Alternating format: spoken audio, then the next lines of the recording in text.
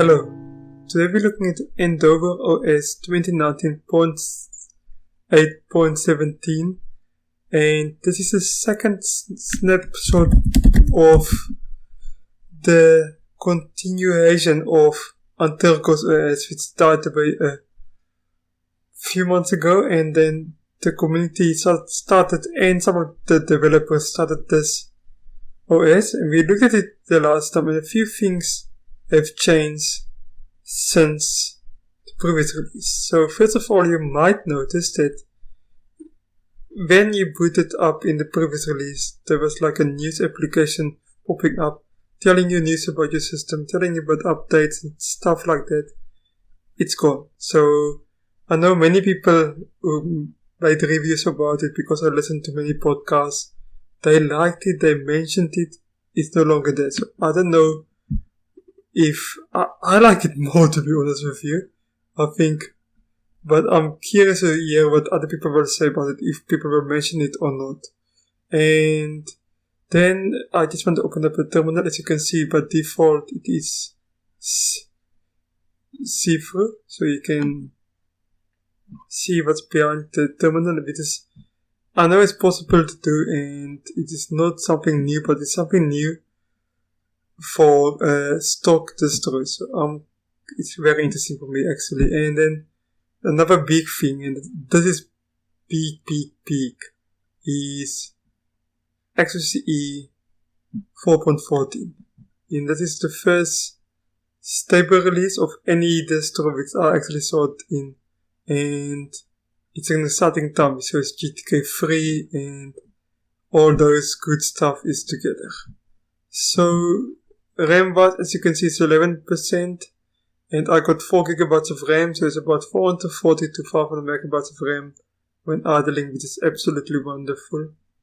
It's got a lot of things at the bottom. I think it's more than the previous time, but it's still a very easy to use software center. And then also panel, and then updates you can run from here.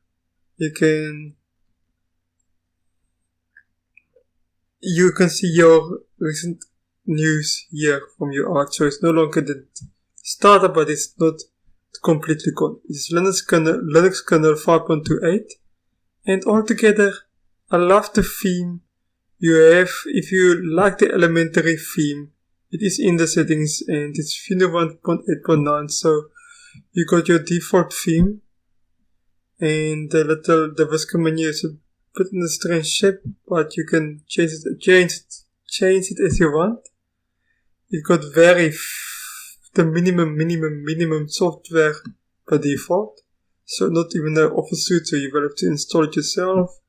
You can go to a dark theme, and as you can see, you got the arts icons by default, but you can go to elementary if you want to, and it is a very, very nice system, and I think they've done a great job. It is still growing, of course, and as we all know, they started off with XFCE to make sure everything works just fine, and then they will make in the live installer, because at the moment it's an offline installer, they will make it that you can choose between 8 or 10 different desktop environments, very much like Antergos was. So I'm curious to see how it will turn out, but in general, this is a fantastic release.